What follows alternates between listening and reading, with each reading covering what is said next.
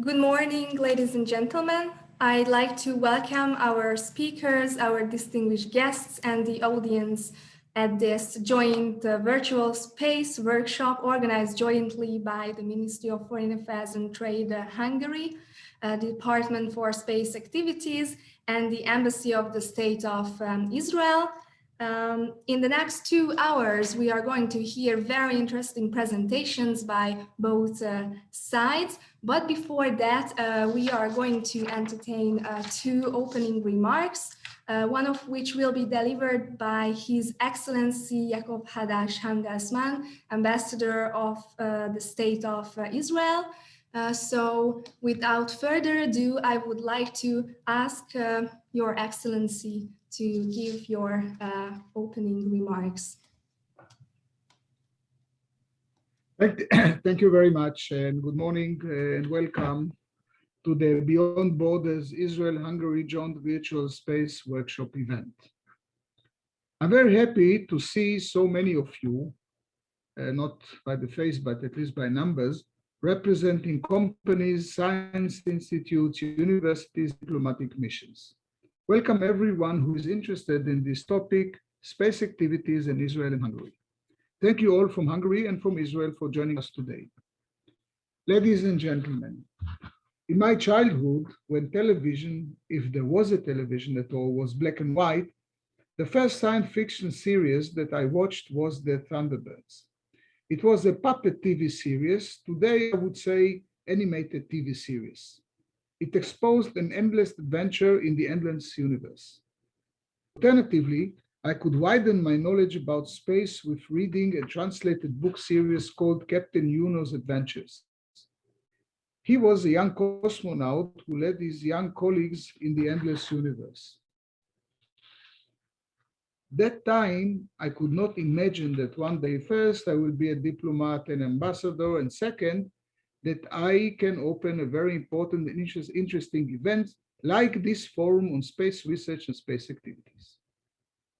Ladies and gentlemen, the world has changed a lot since then. Science fiction of my childhood has turned into reality. Israel became the smallest country with self-launch capabilities.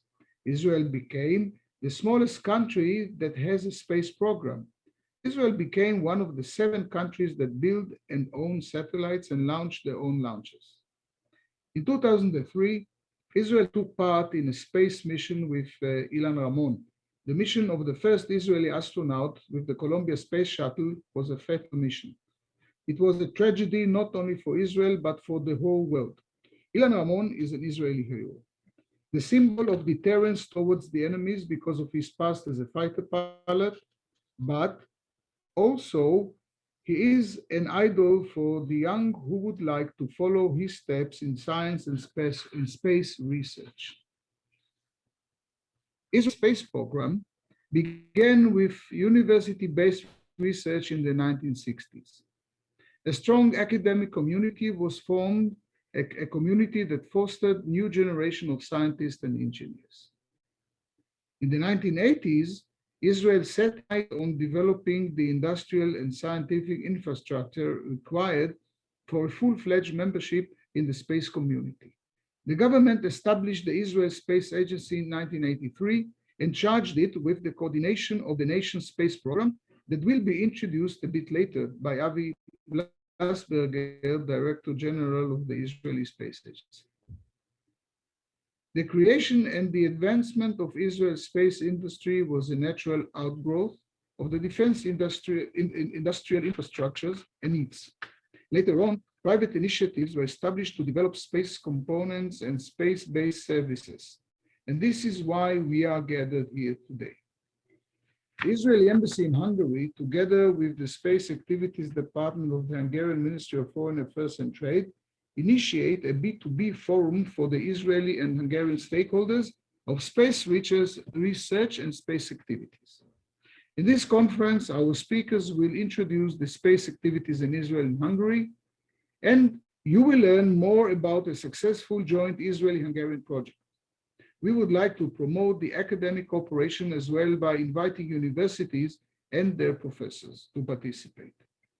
I'm sure that the upcoming 2 hours you will learn a lot, and I do hope that you will get inspired.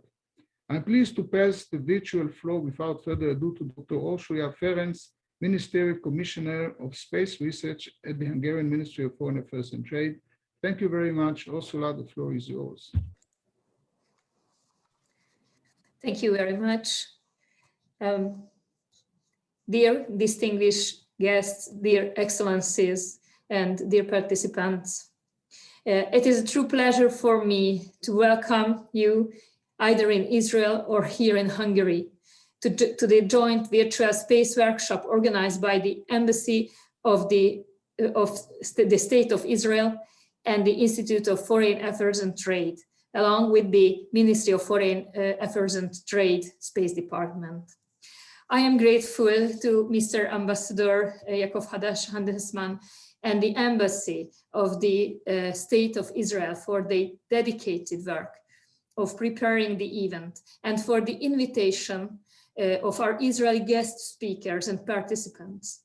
I also wish to thank to the colleagues at the Institute for Foreign Affairs and Trade for their preparatory works and for leading the discussion today. When I visited Israel last July with Mr. Szijjártó's delegation, in the minister's delegation, we signed a declaration of intent concerning cooperation in the exploration and use of outer space. I am proud to witness today that during the last 8 months, important steps have been taken to foster the cooperation between Israel and Hungary. This would not have been possible without the active role played by many actors on both sides, including the Embassy of the State of Israel, the Hungarian Embassy in Tel Aviv, and the cooperation between Hungarian space chemistry pioneer company Thales Nano and Space Pharma from Israel, as well as companies on both sides. I wish to take this opportunity to thank you all for your dedicated efforts and particularly for the organization of this event today. As you may be aware, the Hungarian government considers space activity as an integral part of our economic portfolio. Thus, we particularly focus on building up international partnerships in this truly globalized space market. This is the reason why, within the government structure, space activities belong to the Ministry of Foreign Affairs and Trade. For an open economy like ours, free trade and competitiveness is a value to cherish, and the current pandemic even increases the necessity to invest in industries like space that seem more resistant to the crisis. Dear participants, I hope that given this wide range of domains related to the space sector, all participants can identify potential areas of interest and possible cooperation. We, as Ministry, are ready to assist you in developing common projects and to orientate our cooperation for the future. As a closing remark, I wish you a most fruitful workshop with interesting presentations and stimulating exchange of our knowledge. Thank you very much. Thank you very much, Dr. Ferencz, and thank you very much for Ambassador Handelsman for your opening remarks. Now we are going to move on to the presentations, and the first presentation will be given by Avi Blasberger, who is the director of the Israeli Space Agency, and he is going to talk about Israeli space activities. So I give the floor to Mr. Blasberger to hold your presentation. Boker tov lekulam. Good morning to everybody and your regel. I'm honored to be the first speaker in this event. And I would like to thank everybody of organizing this event, because the cooperation is the basic for the Israeli Space Agency, and cooperation with Hungary is very important. And I hope that in the near future we will conclude the agreement with Hungary.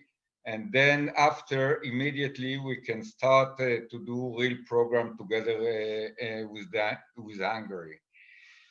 What I would like to present is some of the activity of the Israeli Space Agency. Since we have only 15 minutes, it will be short introduction, and I hope it will be fruitful for everybody. Let me share the screen for a minute. I hope everybody sees that. It is okay. So the Israeli Space Agency is responsible only on the civilian side of the Israeli activity in space. However, the Israeli activity in space is based on heritage of the commercial and the defense activity. As you can see, Israel launched its first satellite in 1988, which is more than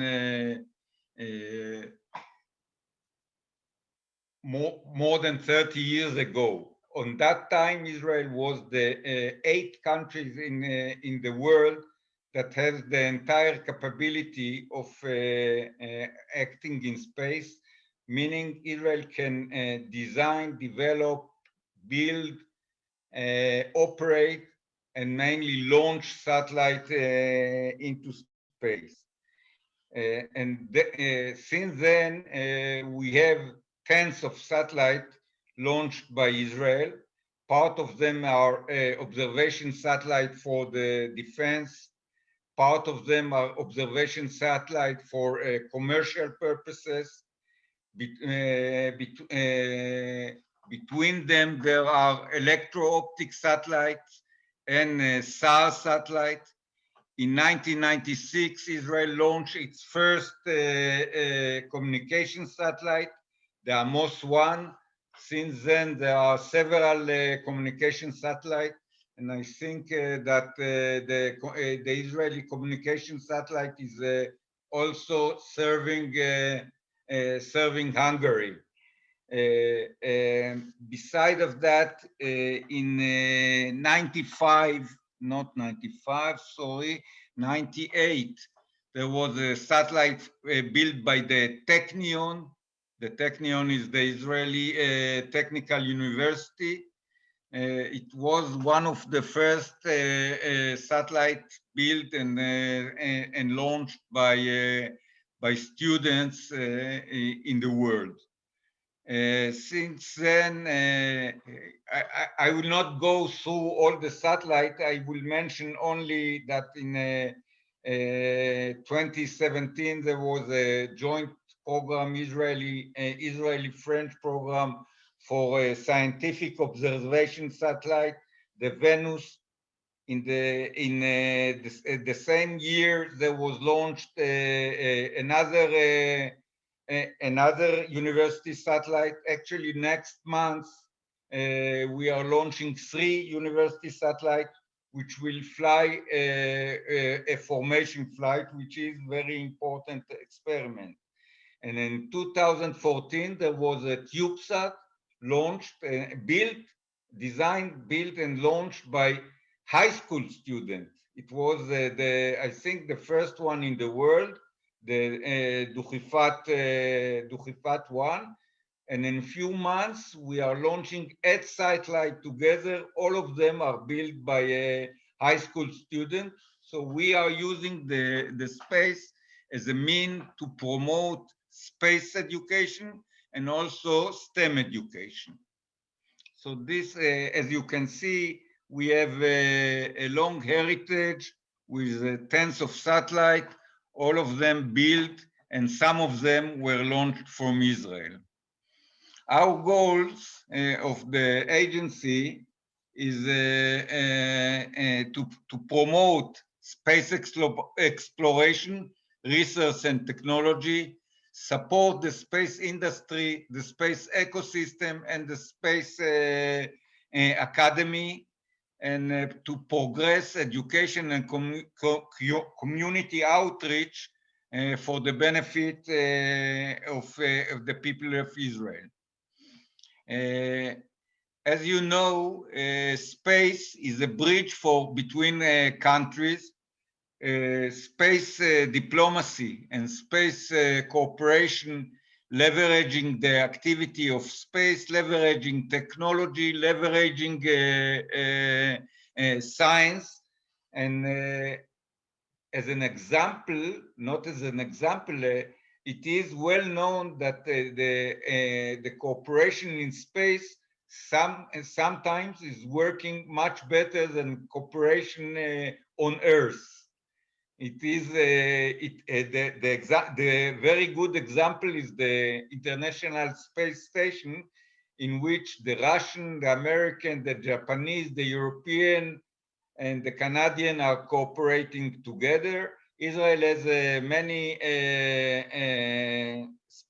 cooperation agreements, as you can see, and I hope that in the next webinar or in the next meeting that we will have, the flag of Hungary will appear also on this chart. Of course, we are part of the UN UNUSA and the UN COPUS, and as I said, space diplomacy is a very important part of the space activity in Israel. Some of the programs, so the Venus I already mentioned, Venus is the abbreviation for Vegetation Environment Monitoring New Microsatellite. It is a French-Israeli program which has two purposes. One is scientific and the other one is engineering to test electrical propulsion. It was launched on August 2017, and since then it's operational and has very good results. The main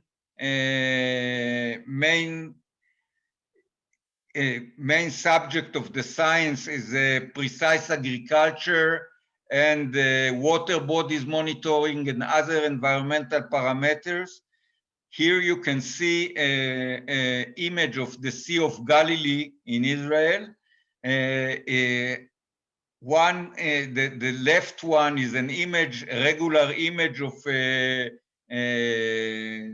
RGB image. However, if you are monitoring it with the various capabilities of this satellite, which have 12 narrow bands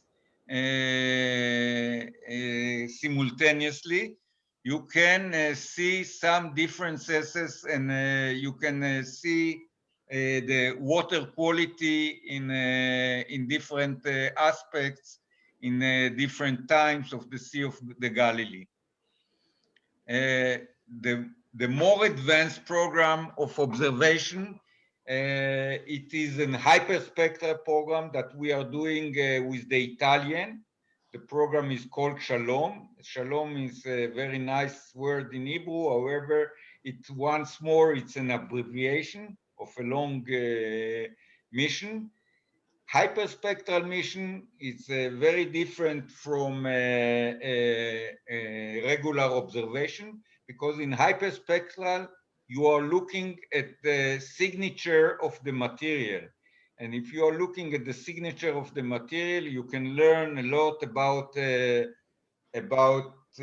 contamination, about environment parameter, once more about water bodies, many more parameters on agriculture, and many other uses like finding mineral and many other applications. This satellite is meant to be on one hand scientific mission, on the other hand it meant to be also a commercial one. Another program, sorry. This is the application of Shalom, which I already explained on. Another program which we are doing with cooperation with Germany, with the European and with NASA is a pure scientific program. The scientific program is called Ultrasat, Ultraviolet Satellite, which is have a wide field view UV telescope. It is meant to research of transient phenomena in UV. It will be placed in a geostationary orbit and will explore aftershock effects of gravitational wave and supernova, black holes merger, planet habitability, and many more aspects. This satellite is the state of the art in astrophysics, and it will be launched in 2024. The program is fully operated, and currently we finished its preliminary design review. Bereshit, everybody knows the Israeli attempt to get to the moon. What is very interesting in this program, that this program was operated not by the government. It is the first non-governmental program to approach the moon. It was the cheapest, the smallest, many technological achievement was achieved by this program. Even though the final step, which was the landing on the moon, was not successful, Israel was the 7th country which captured by the moon, the 4th country that touched the moon.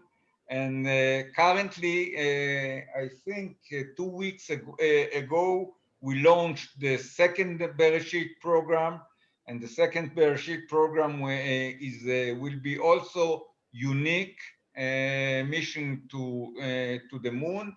It will include an orbiter and 2 lander, very small lander. Many state-of-the-art engineering achievement will be over there, and this program is open to international cooperation, and currently we are talking with several countries that would like to join this program. That was the major programs of the agency. As you know, next year we will have a private astronaut approaching the ISS. This is will be in the first commercial flight to the ISS. There will be an Israeli joining that, which is also privately funded. However, the government will participate in this program by using it for scientific and technological experiment on the ISS and for a lot of outreach and education.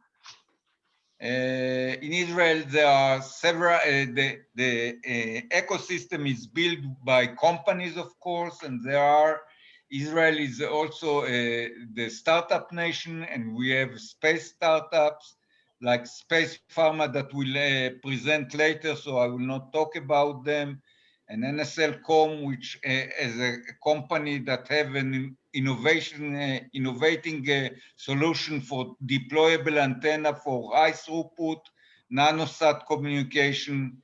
We have STEMRAD, which have a vest for protecting astronauts during long duration mission. It is now on the ISS for testing, and it is on the Artemis program, and it will fly next year to the moon.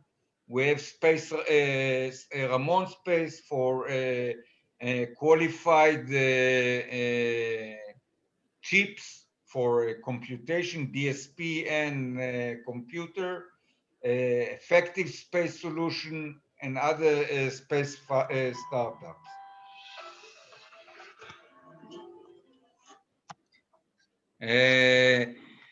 Of course, as I said in the beginning, we are doing a lot of space education and outreach.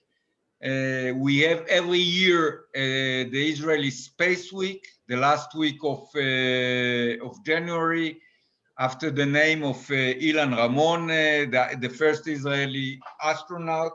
On that, in this year, there was more than 700,000 people joining the Space Week. It was a digital version, of course, because of the COVID-19 pandemic. We have every year in that Space Week an international conference, which is already very well known in the world.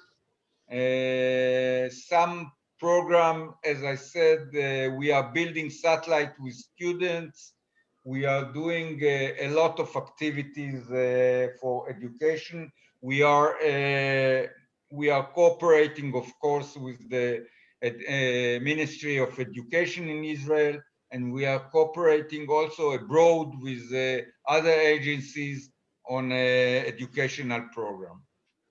So that, I think, will conclude my presentation. The international cooperation have three top principles to leverage the cooperation, to create a structure between level of contribution and benefit. And this is one of the milestone and of the Israeli Space Agency to have international cooperation with other countries. In the time that I think I almost on time, and I would like to thank you. And if you have questions, you can send them by the chat, and I will try to answer them. Thank you very much. Thank you very much, Mr. Blasberger, for this very informative and very interesting presentation. Now, I would like to ask Mr. Dávid Szesztai, the head of the MFA Space Department of Hungary, to deliver his presentation. And in the meantime, if the audience has any questions, then please ask them in the chat function, and our dear guests and speakers try to answer them. Good morning, ladies and gentlemen. It's a privilege to talk about Hungarian space activities.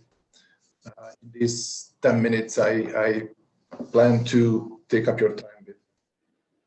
Hungary is one of the pioneers of space research.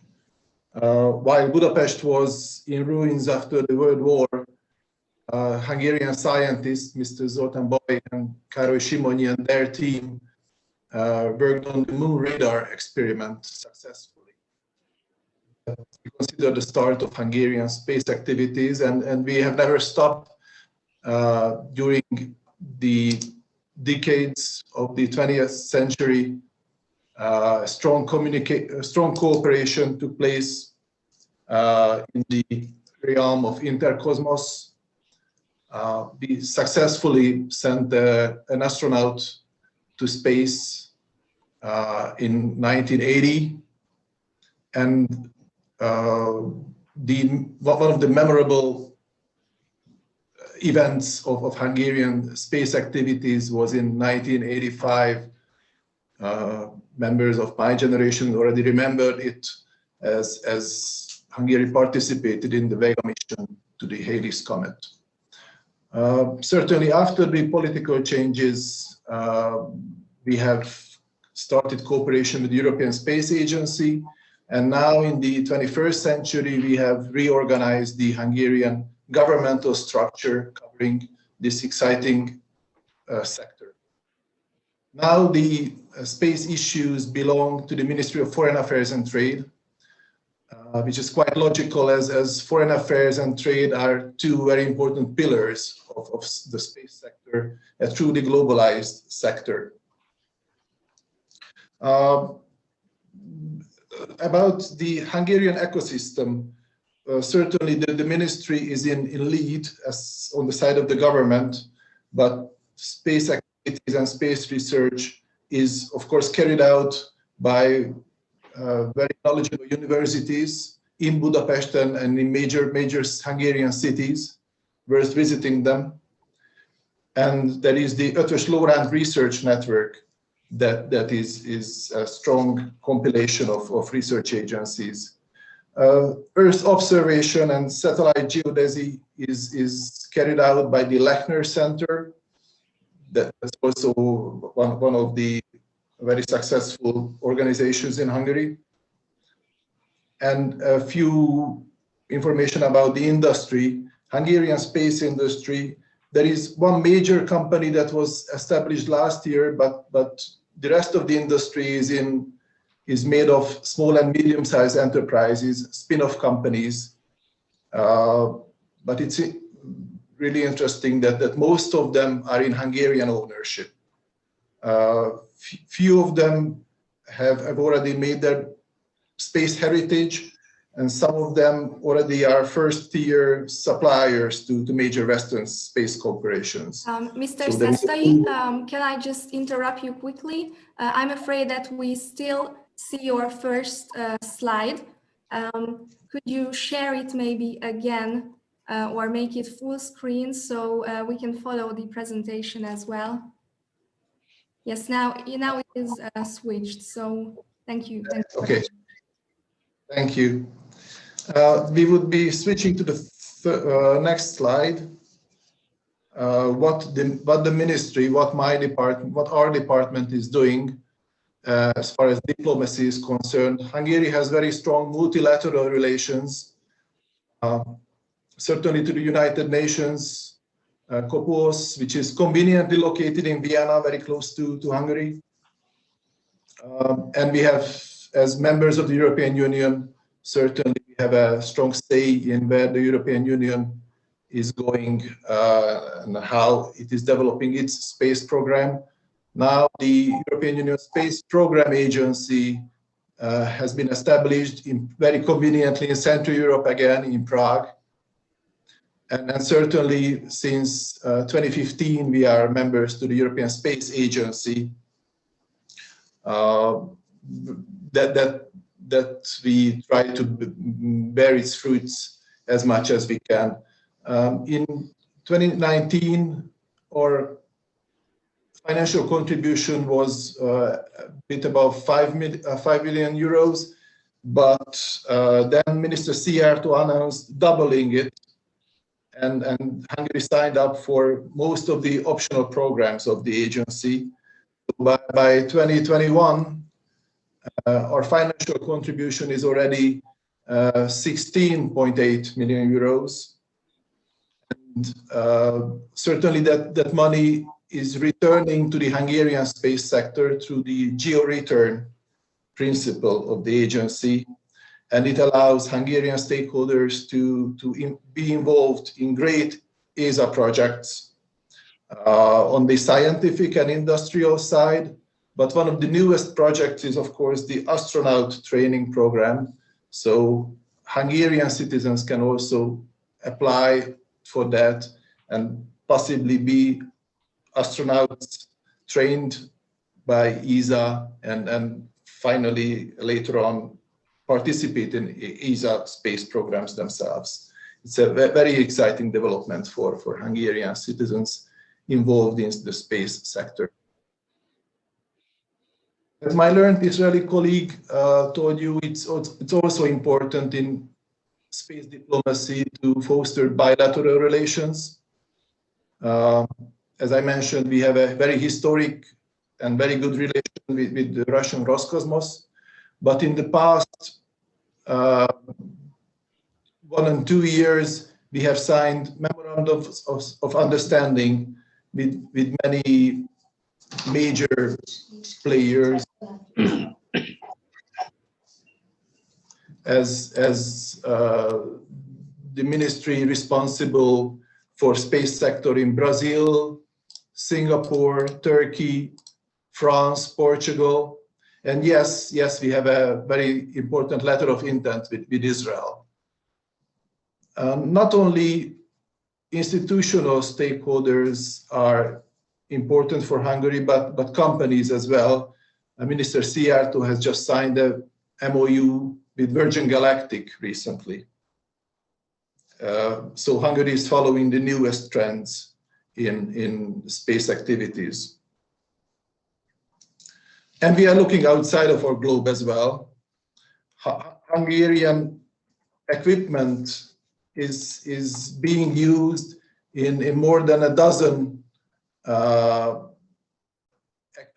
kits flying in space in different space exploration projects done by European Space Agency, sometimes in cooperation with NASA and then also with the Japanese agency. We are proud to say that all Hungarian equipments have been operated as designed, so there were no technical flaws when they entered space. And most of them were able to serve more than their expected lifetime. So Hungarian engineering is showing its best side in space.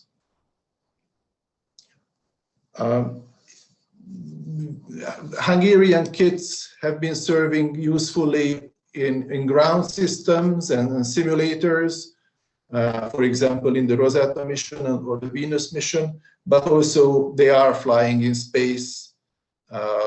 They will be flying as well. We have Hungarian involvement in the Bepi Colombo mission to Mercurius.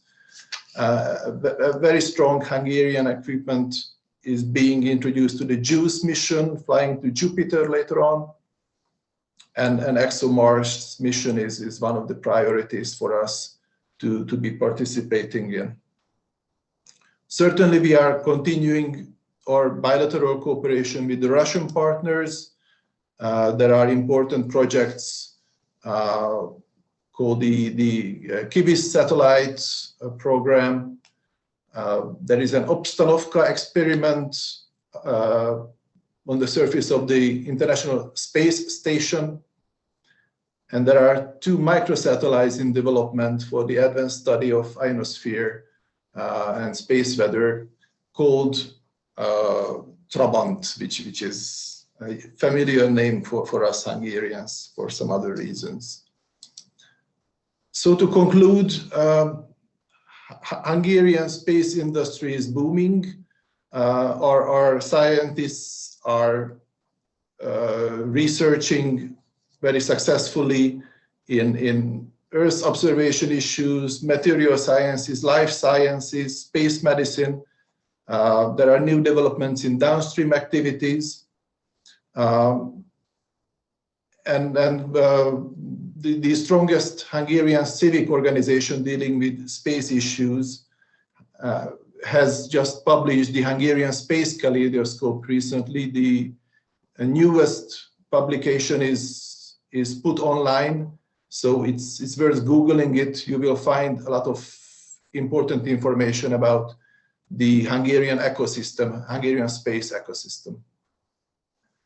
So without further ado, I would like to thank you for attention and conclude that while this bridge was broken in half and it was destroyed, it lied destroyed in the Danube, Hungarian scientists were already able to detect radar echo from the moon.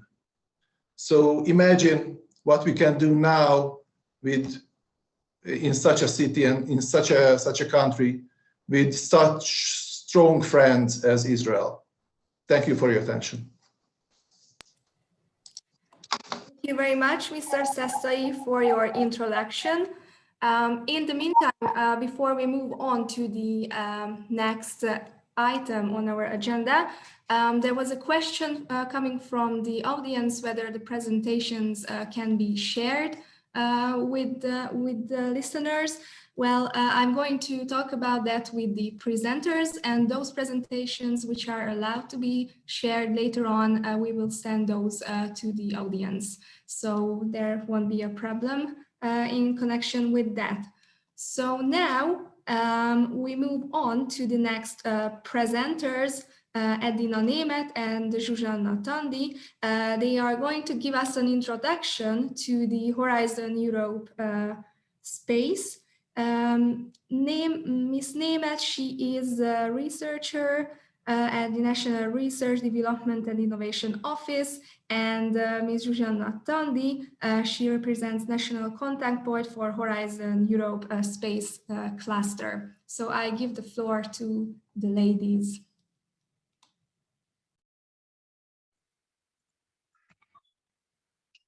Okay, thank you.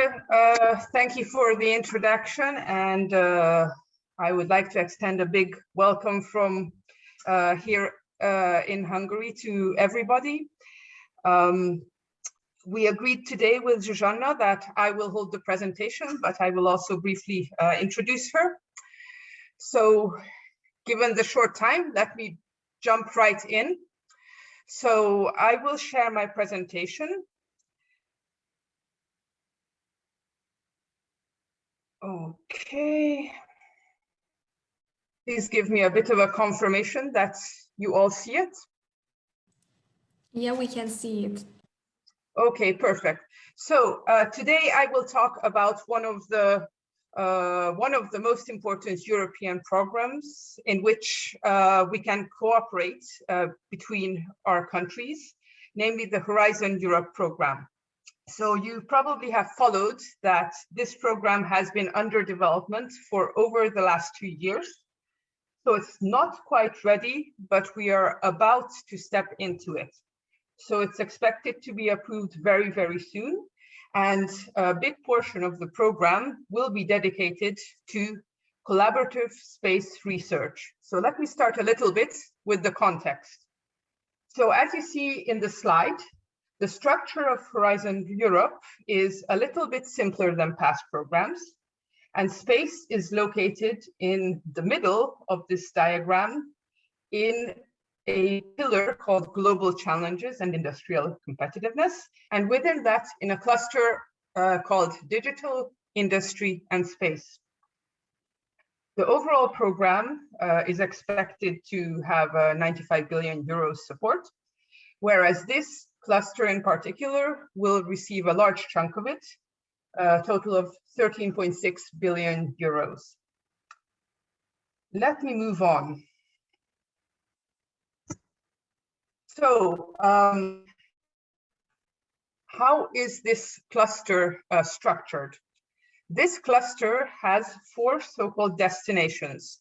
So the concept of Horizon Europe is quite different from the past, and we have set out in each area a system called destinations that define where we want to reach. And in particular, one destination within this cluster is named strategic autonomy in developing, deploying, and using global space-based infrastructure.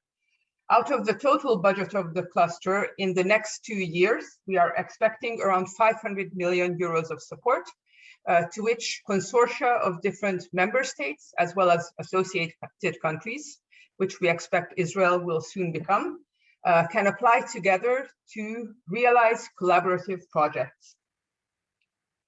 Now, you may have noticed that this cluster includes quite a lot of areas, from underwater robotics to satellites in space, from the European Birds and Habitat Initiative to policies addressing global autonomy and in space. So it's quite varied, but there's a reason behind this, because the cluster is seen from a policy perspective as representing lots of areas that overlap and feed into one another. Therefore, space, digital, and industry are expected to bring together from these areas and arrive at certain strategic impacts together. So not only is it important to explore space, but to ensure that European industry is well represented in this initiative and ensure that digital technologies are used throughout the program, throughout these calls. Moving on, what are the key strategic orientations for this destination? So first of all, to ensure there's a strategic autonomy in key digital and enabling technologies, and this includes space as well. And this is in the context of digital and green transition. This is a key policy concept that should be represented in all project ideas to make sure that every area of European industry and space is digital and considered the green transition that is expected to bring major changes in the world. A second important key strategic orientation is ensuring that Europe's ecosystems are restored. And I think space observation can contribute quite a lot of concepts to this. Third, it's important to make Europe a digital, circular, and climate neutral and sustainable economy. And this is an area where several of the calls in the space destination can contribute. And finally, there's a goal to make Europe a resilient and inclusive society and ensure that Europe can respond to various challenges like disasters in an appropriate manner. Now, within the destination, how are the calls expected to be structured?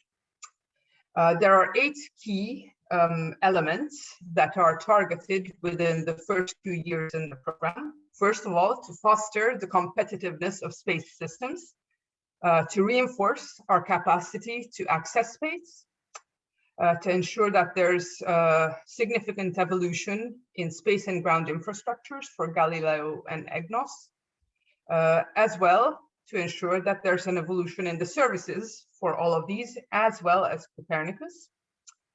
But beyond the services, there's a goal to ensure the development of applications for Galileo, EGNOS, and Copernicus, develop innovative space capabilities in SSA, GovSatcom, and quantum technologies.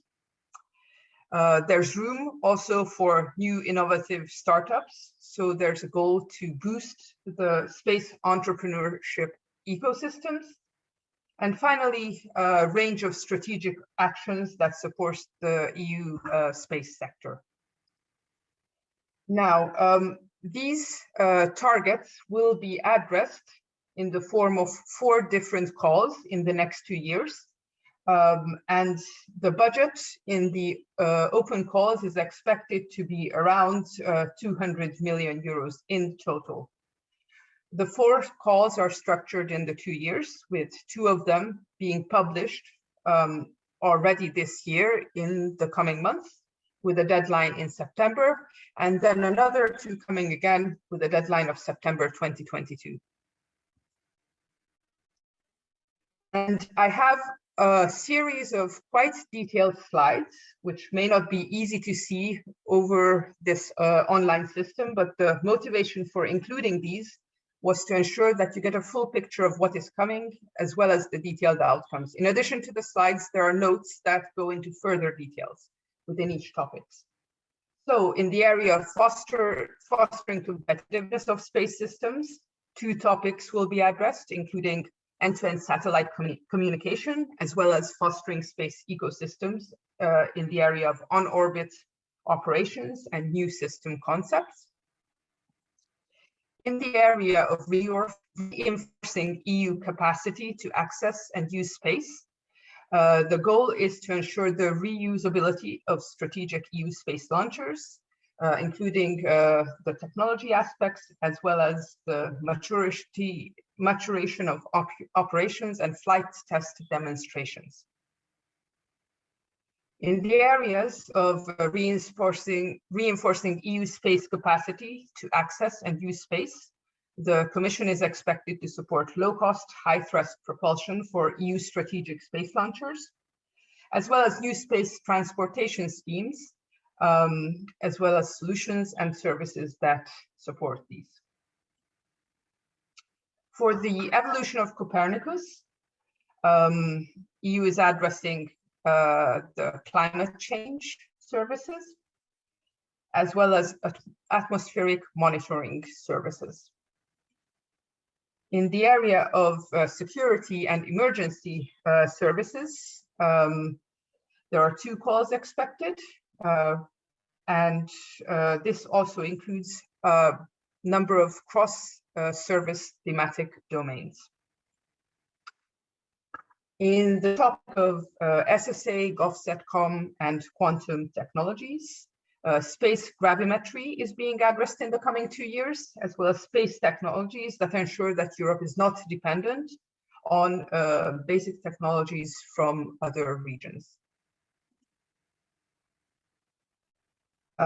There is another set of topics that addresses the applications from the EU space program compartments, and their applications that support the EU Green Deal, as well as applications that serve the safety and the crisis management features of EGNSS applications. And in the area of EGNSS applications for the digital age, there will be also one call coming up that will ensure that there's an access to mass markets and an effort to create new applications in this field. So this was a very, very brief summary to match the time allotted to this presentation. But again, as I said in the beginning, you'll have lots more details in the slides, as well as in the comments underneath the slides, which we'll share after the event. Thank you. Thank you very much for your presentation. Now I would like to give the floor to Zsuzsanna Tandi to give a presentation about the National Contact Point for Horizon Europe Space Cluster. Thank you so much, but I would like to share only my email address if you have a question, because my presentation was held by Edina.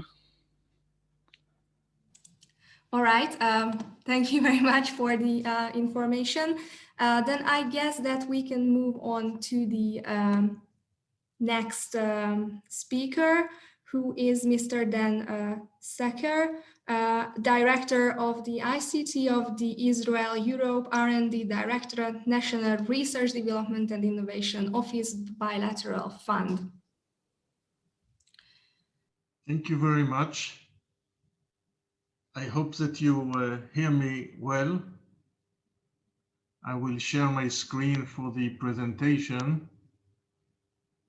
Edina, I think that you need to...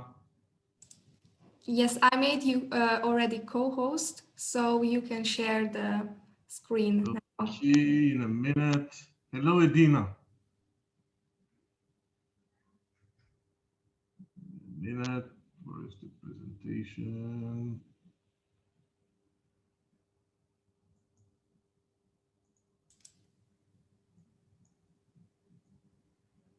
Okay.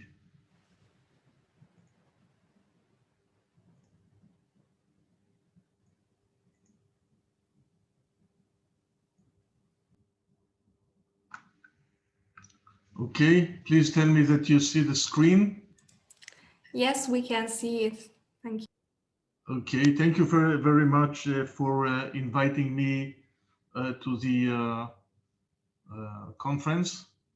And my name is Dávid Szesztai. I worked at the Israel Innovation Authority. And since Edina already present the calls of Cluster 4, I will present the Israel Innovation Authority as well as IFAT, which is the national funding agency in Israel and the channel to participate in Horizon Europe. So the Israel Innovation Authority is the national funding agency in Israel who funds the industry. The academia in Israel is funded by the Council of High Level Education. And we are funding the industry in any activity that exists in any size And the reason we are doing it is first in order to overcome market failures and then to have a growth technological engine for the country. And you can see here the structure of the companies that we are funding and the as well as the industry that they are dealing with, and you will find everything here. Israel called as the startup nation, and the reason for that is because we think that the ecosystem in Israel for the industry, and since we are a very small country, is a very structured and suited to the situation to become a very research and development environment. And you can see that there's a close relation between the government, the academia, the multinational corporations in Israel, the private funding and the startups. And this situation and this circle creates the environment for every young person, men or women, that want to start a new startups or to achieve its goals, to be close to the opinion leaders, to the multinational corporations, and as well to funding. Israel had a lot of successful international collaboration with many countries all over the world, from America, North and South, to Asia Pacific, and of course in Europe. And you can find here some of the multinational companies that have their R&D offices in Israel, started with Motorola in 1966, till Facebook, Google, and Microsoft that have their offices till these days. I think that the main step towards this goal was in the 70s when Intel and IBM opened their offices here in the country, and of course those offices are still exist now. Israel invests a lot in R&D, and I think that 2019 was a very successful year here in Israel. You can see here some of the numbers. The national expenditure on civilian R&D in Israel is one of the highest in the world. It's a 4.5%. And as I said, 2019 was a record year for our R&D achievements, with a total of more than $21 billion in exits and capital raise of more than 9 billion. It was a record year in Israel. We don't have yet the numbers of 2020.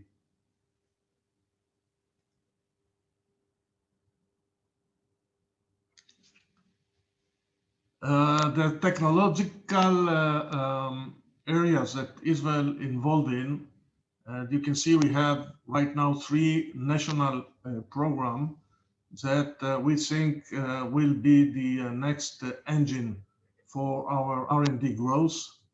And the national program, the current national programs are in artificial intelligence, in quantum, and in bioconvergence. And of course, the Israel Innovation Authority is funding and other areas as well. And you may find the main areas below in the bottom of the slides. It's IoT and advanced manufacturing, of course, the quantum and bioconvergence, and food tech as well. The Israel Innovation Authority is built of several divisions. We have the Technological Infrastructure Division, which is responsible for research infrastructure and disruptive technologies, and also for knowledge transfer from the academia to the industry. The Startup Division, Growth Division, Societal Challenges Division, Advanced Manufacturing, which is responsible for all the traditional manufacturing and in order to turn it to digital manufacturing. And of course, a division of international collaboration, which I belong to the International Collaboration Division, and our division called ISERD, which is the Israel-Europe R&D Directorate. And as I said, we are the channel of connecting the Israel industry to the European main funding program. We are the interface. We are the we have and within the ISERD we have the national contact point, and we're representing Israel in the program committees. And our target and aim is to maximize the benefit of Israel participation in the framework program. You already heard about Horizon Europe. Israel participate in the main framework program from 1984, over 27 years now.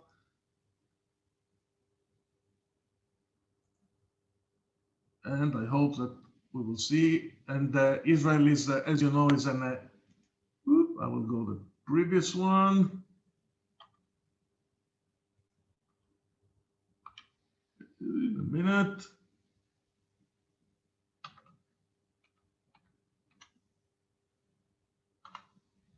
Okay, never mind. Israel is an associated country within Europe.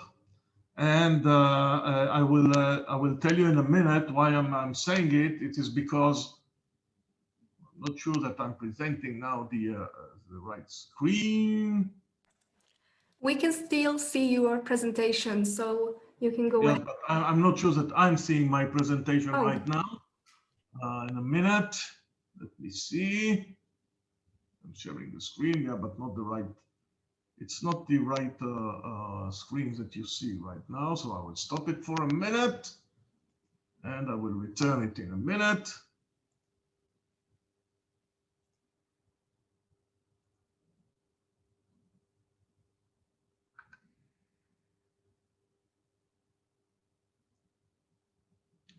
One minute, please. Okay, I want to do this one. Oops. Okay. Israel is an associated country within the participating country, and I will tell you in a minute why I said it. And this is the Israeli result in Horizon 2020, and you can see that the success rate of the country is just above 13% for all the activities that we did. And the value of the Israeli grants was above €1 billion. I found that out of 222 collaboration links between Israel and Hungary, only one in H2020 was in space. It was a project called Beyond from 2015 to 2017, with 2 participants from Hungary and the Technion from Israel. So I think that we can do more. And Edina just presented the topics of the next framework program. I just want to make one remark here, that before you are starting collaborate in one of the topics, you need to read the eligibility conditions. And if you can see here, and I bold it, in some of the topics, you will see a condition which limit the ability of associated country to participate. So I think that this is important. First, we need the help of the member state countries to try to minimize those topics. And in this, Hungary can help Israel, Switzerland, UK, and other associated countries, and to try to minimize this eligibility condition and to enable research collaboration between our countries. And the last slide, or one before the last slide, is although we are dealing with the Horizon Europe program and the main funding program of in Europe. We have also a collaboration with Hungary on bilateral opportunities, and the 8th call for proposal for joint project with Hungary is expected to be launched in the next coming months, and it will be open to all topics and space as well. And the last slide is our team. The managing director of IFAT is Mrs. Nili Shalev. We have 3 seniors directoring, 2 of them, Dr. Hagit Shdimer and myself, we are responsible for cluster 2, and Ms. Madar Hirsch is responsible for pillar 2, and Smadar is responsible for pillar 1, and Ms. Lee is responsible for pillar 3. Thank you very much. Thank you very much, Mr. Seker, for this very interesting presentation and for highlighting the eligibility, which is a very important aspect, I think, and which is interesting for our audience in here. Now let's move to the next item in our agenda, which is going to be a joint presentation by Space Pharma and Thales Nano. Side, we will have Yoshi Yamin, CEO of Space Pharma, and from the Hungarian side, we have Mr. Professor Ferenc Darvas, CEO of Thales Nano. Hello, everybody. This is Yossi from Space Pharma. Looks that I'm disabled for presenting the screen. Can I get Yes, I will make you co-host in just 1 second. Thank you. Yes. All right, now it is set, so you will be able to present.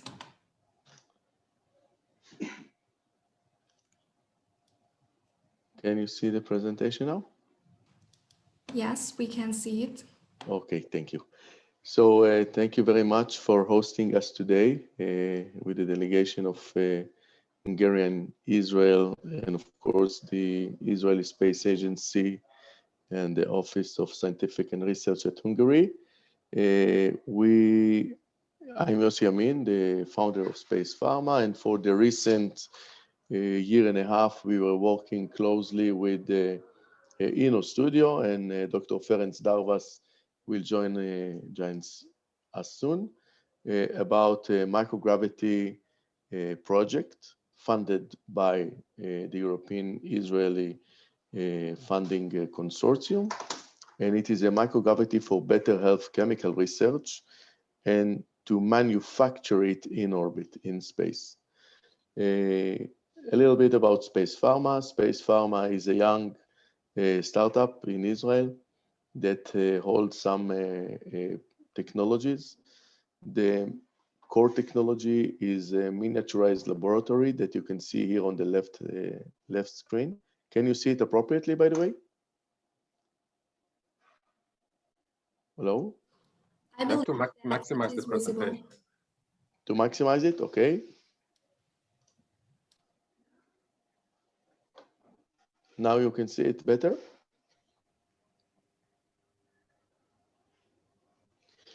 So on the left hand screen, you see this is our lab currently in orbit. We have modules of that can go to orbit or to the ISS. Yossi, you need to turn it to presentation mode because we see the next slide as well.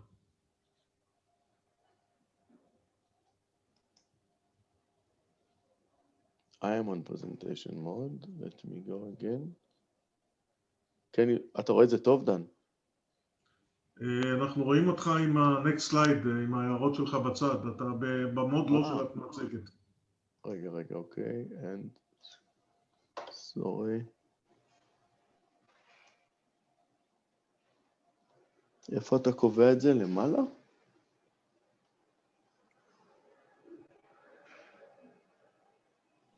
Leave it like this, it's better than the former one. Okay. If not, you have to push F5 or something like that. Function 5, I'll do it, but I don't know, it's not working. I have two screens connected, never mind.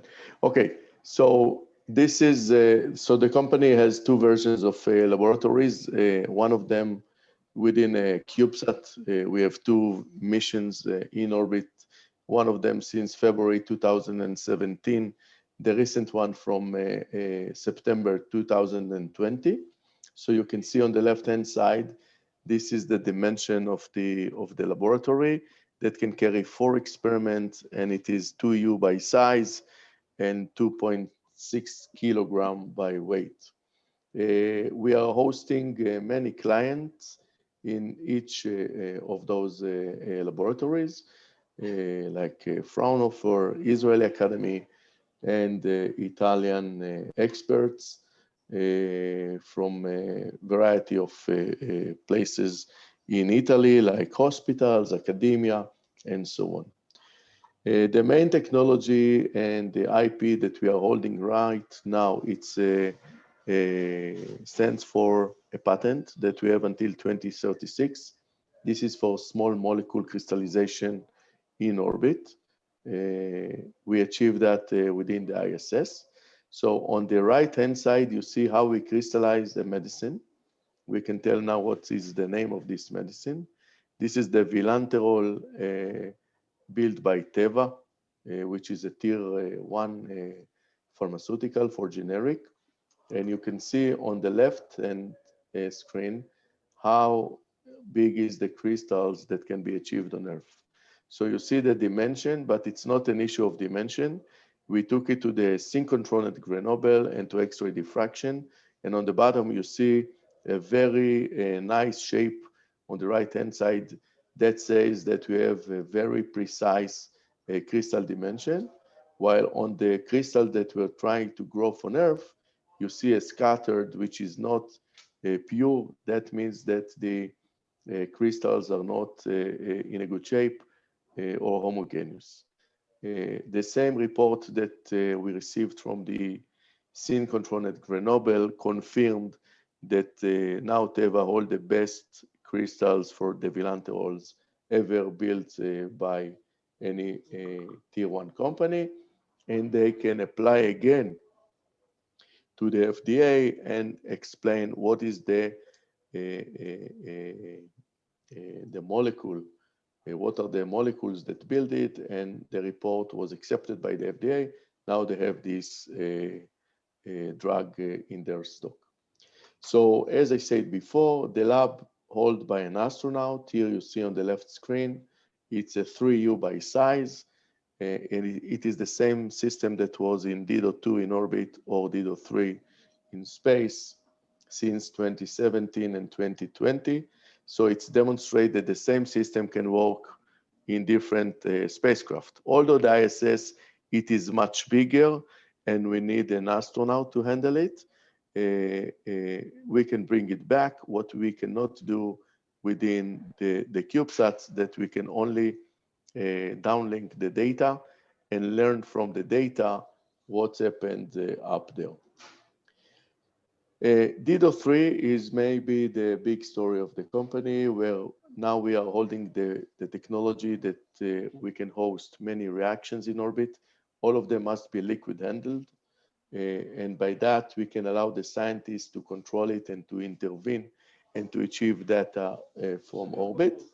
The first experiment by priority or by success story is to studying antibiotic resistance on E. coli bacteria. The client for this case is an Israeli hospital who learned about the conjugation between plasmids of 2 E. coli populations, and now they can take it to the next level of providing better antibiotics for humanity. That could be the next, hopefully don't, but next disease on Earth, because if we held or still have the COVID-19, the coronavirus, it could be that the same might be from a bacteria. And we know that there are many hazardous bacteria on Earth that we need to learn how to defeat. And the first way to do that is to improve antibiotics. As you know, for the last 35 years, antibiotics was never improved. The next experiment was learning aging phenomena and cell division mechanism. That was also a success. The third one was a kind of connecting immune response and improving designification of processes. Unfortunately, the albumin was a little bit weak and we could not achieve dominant results from orbit. But we can do the same things again. This system is very affordable. It's not expensive as other missions, but as I said before, 8 scientists enjoy this technology, and we are now expecting the publication of the results that need to be written by any of the scientists. About the manufacturing in orbit, I think that this is the right way to proceed. After learning, studying, researching in orbit and getting a lot of know-how, the mass production is important. And the mass production must lead to better systems by few technologies. For that reason, we integrated with the Hungarian partner, Thales Nano, from Budapest. We visited the site, and Professor Darvas and his team will speak very shortly after me about the challenges and the advantages that can be done in orbit by providing 2 additional technologies that currently we do not have within our system. The first one is high pressure. We are talking about a 3-bar pressure within the system. And the second is to increase the temperature control or the reaction to about 200 Celsius degrees. That should open a big opportunity for the current flow chemistry and of course the digital chemistry on Earth to provide more medicines that currently be achieved on Earth.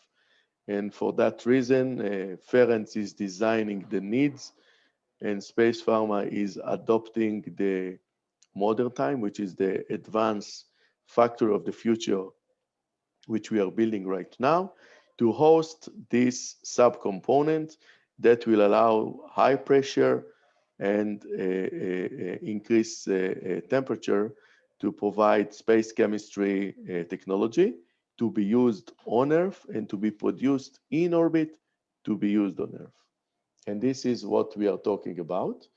The mission that we are heading right now towards is the Space Rider, which is expected to fly in about 2 years from now. And the Space Pharma recognized by the European Space Agency to be a life science sub-aggregator. So we can host up to 4 systems within the Space Rider. Each one of the systems can have 4 production lines with molecules, reactions, and from Earth control of this technology.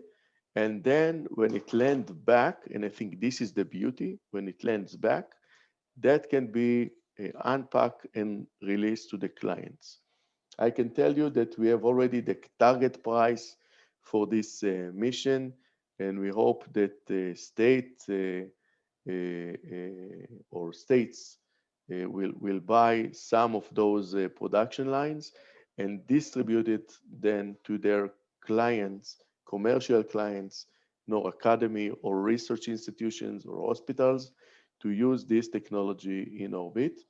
I think today is a very important day because NASA raised the prices for using an astronaut as well as using the payloads or the cargo base to the ISS and from the ISS by an average of 6.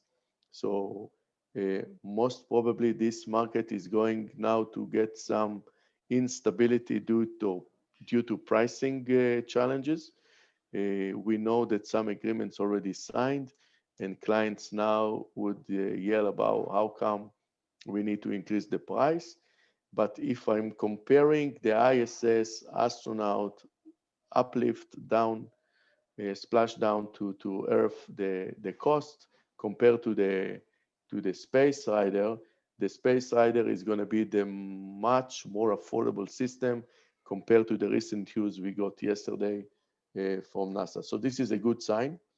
In addition to that, if there are clients that are preparing to do only research in orbit without re-enter back to Earth, Dido technology of Space Pharma is now the most affordable technology on Earth. So we are the least expensive globally, and this is a good sign for the Space Rider and Dido of Space Pharma. Now you see, I think the first time that we are releasing, how is it going to look, the subcomponent that we are going to host within the MOTI, the Modern Time built by Space Pharma, and this entire system designed to carry flow chemistry of InnoStudio clients. On the left-hand side, you see that the observation chamber is now carrying 5 chambers. Those chambers will have 3 bars by pressure, and then we have fluid interference plates that will allow by our sophisticated non-pulsation syringe pump to inject and integrate mixtures of compounds and to let this liquid to behave and to build crystallines in orbit. This is the system. It is a very delicate one, and we believe that will increase the technology currently available on Earth for many clients.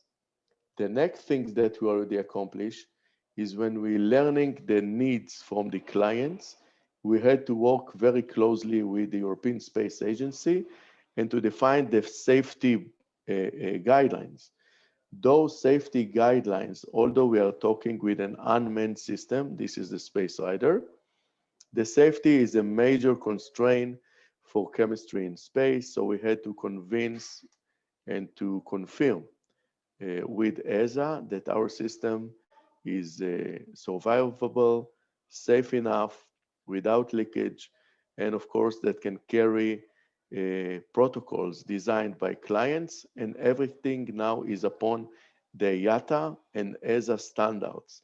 So we are the only one in the world that can take the regulatory requirements by IATA and ESA, translate it to the chemistry community on Earth, and by using Space Pharma technology in orbit, everything is aligned with the guidelines.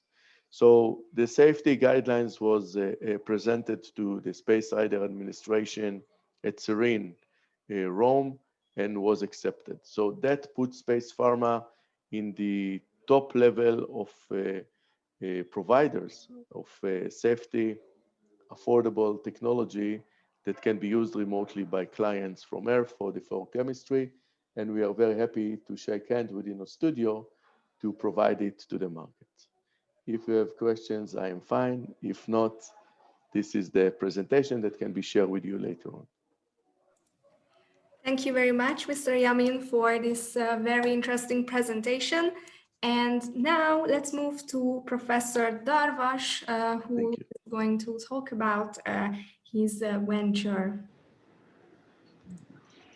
Thank you very much. Let me try. Yes. Wait a minute. Okay. It's not going forward.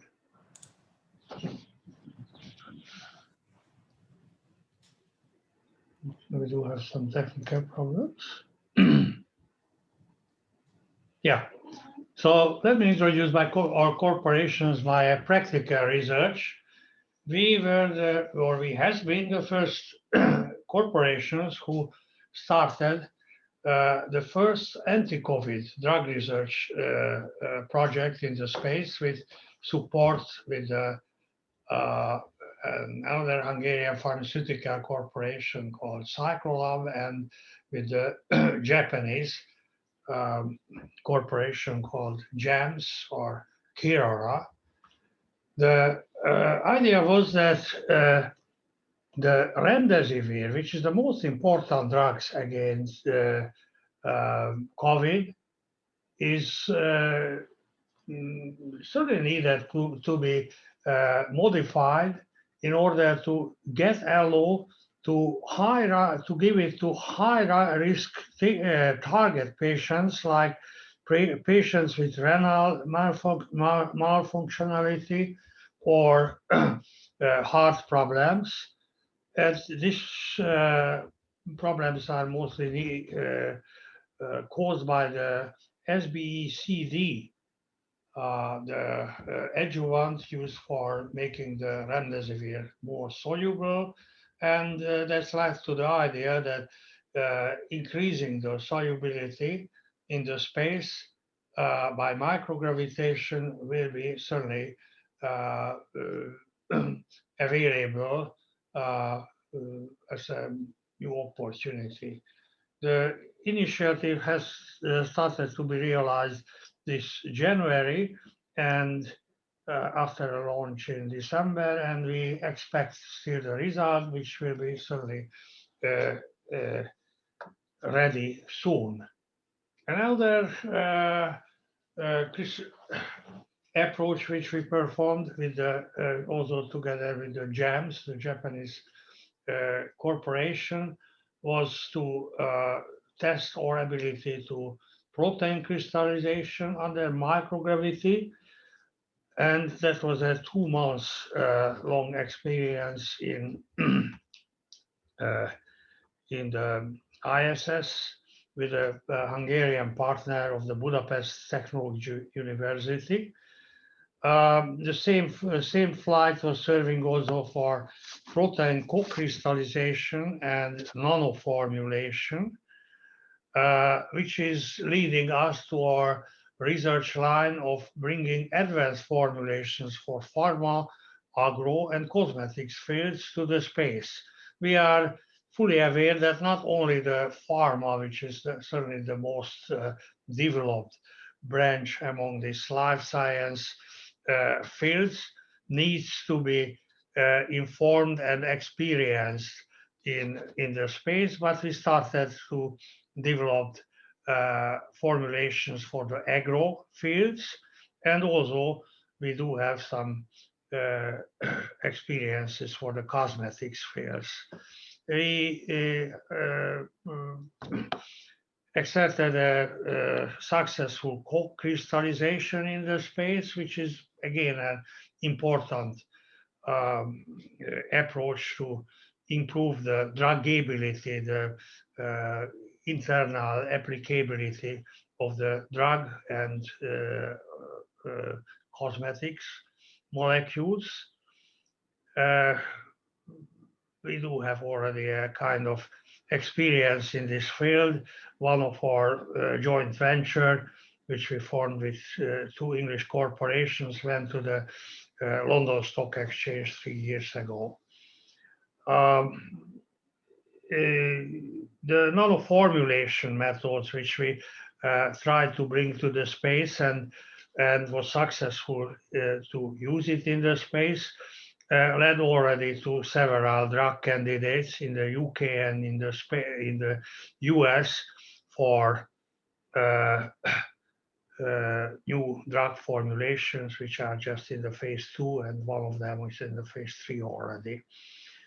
Very important for the life sciences, and as far as I see, the Horizon project will deal also with this problem for plant production under the space environment, and the NASA specialists were pinpointing us that hydroponic cultures suffering from the solubility problems in the space due to the incompatibility of the chemicals which you use in the hydroponic cultures. We were successful in solving these problems and presented it at the American Chemical Society's scientific meeting 2 years ago. A few words about the corporation, which is beyond of these efforts. The Inno Studio is a kind of innovation spin-off of the Thales Nano and Thales nanoenergy. Thales Nano is considered as the key inventor in the laboratory flow chemistry instrumentation, which created a whole class of automated remote control, small size, and first time in the chemical history, high temperature, high pressure instrument in almost 20 years ago. Today is still a world leader with installations in more than 70 countries, 5 continents, branches in the US and also in the UK. We do have some references in Israel also, the Weizmann Institute, and of course the Teva Pharmaceutical Corporation. We do have some innovative solutions for the space flow chemistry instrumentation, and also a patent for the space mining. Got 2 technical awards, the technical Oscars already in the USA, and also innovation awards and patent office awards in Hungary, considering that we do have something like 30 to 40 patents for these 2 corporations. The Thales Energy is pioneering in bringing this whole branch of technology to the alternative energy field, which means also that alternative energy applications in the space, in the solution in the space carbon dioxide sequestration and converting carbon dioxide to plastics in the space gained interest from the NASA and the ESA already. The InnoStudio itself has got a quite significant contribution to space chemistry, which is a very young field. It started with founding the International Space Chemistry Consortium together with the Swiss corporation called Flow Chemistry Society, published the first scientific papers on the concept of space chemistry. That was in the Nature, 2 years after founding the Space Chemistry Consortium. Well, 1 year, sorry, and has been the co-organizer of the most important space chemistry symposium series. De facto, this is the single scale symposium series on the whole field up to now. The next scientific event will be on 6th of April in San Antonio, but it will be held virtually. We are pioneering in developing miniaturized chemical flow reactors for space applications, and we have been doing it for several years. The ISSIS research number 1 was, as I mentioned, formulating related to different formulation techniques. And the second one is already application of this formulation techniques using against COVID, which is very important for the whole humanity at this moment. We initiated a COVID space innovative pharmaceutical and space technology consortium last year with several pharmaceutical corporations together. And last but not least, we are organizer of the Hungarian Space Chemistry Work Group. Let's have a few words about the 2 Israeli collaborations. The third bilateral project is the first step towards the Space Rider. The Space Rider was the project which last you have heard in the previous presentation. Space Pharma R&D is our international partner, where we designed and adapt of a modular chemical reactor from the Thales Nano, which is existing already, into a remotely controllable miniaturized space laboratory. The project is bilaterally supported by the Hungarian NKFIG and the Israeli partner. and the project outcome will ensure that a strong and solid support will be available for the Space Rider project, which has got a more ambitious research target, linking the synthesis and the analytical phase of the drug production in the space together. It will be in a way that never realized in the human history. As you can see from the project name of the Space Rider project, which started this year. The active pharmaceutical ingredients synthesis in a small, transferable, and possibly in space realizable instrument is a long-term dream of the pharmaceutical industry. The first publication in the international forums has been issued already something like 3 to 4 years ago. And this project, which is again financed by the Hungarian, which is financed by the Hungarian KKM and given to the Seker Technical, to the Scientific University plus the Inno Studio, aims to realize this project and ensuring that we will have the first combination of synthetic and high performance analytical instrument to be applied in the space. This is something which was already tried by some of our American partners and contributors, but up to now unsuccessfully. We do hope that not only adapting a high performance analytical instrument, but optimizing the chemistry using an artificial intelligence engine, which we have been developed already for more than a decade and further developing presently. We do believe that this will be the first opportunity when artificial intelligence techniques such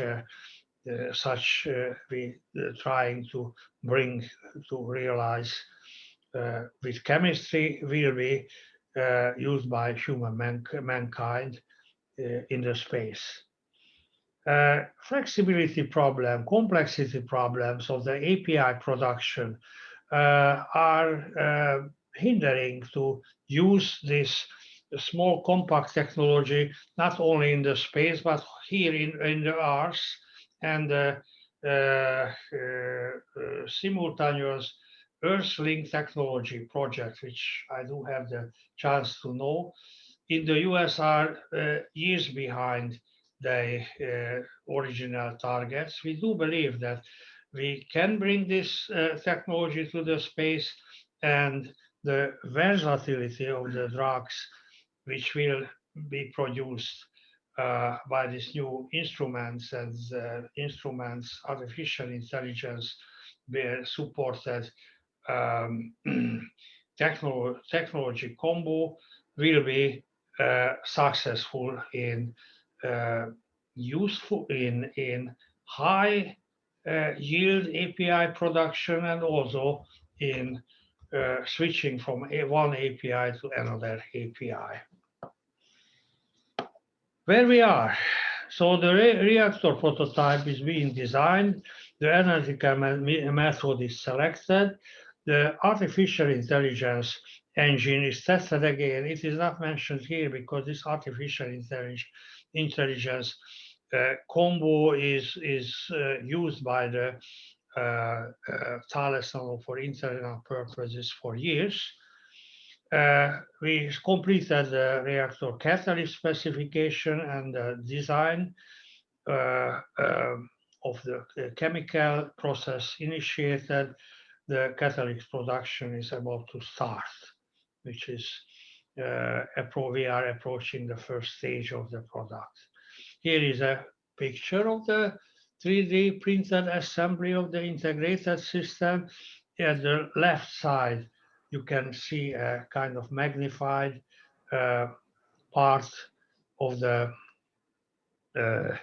instrument, which is on the upper left side of the original picture. Professor, I'm sorry to interrupt you, but we cannot see the picture. I'm afraid that at the beginning it was visible, the presentation, but in the meantime, I also see that there are comments that people cannot see the presentation. Well, what to do? Yeah, let me check it again. Is that better? No, we can't see it.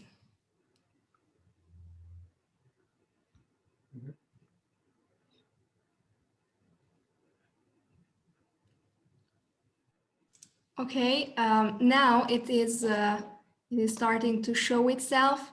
It's interesting because for me it was visible at the beginning, but I see in the comment section that some people didn't see it, so it's very interesting. But now it is visible. Okay.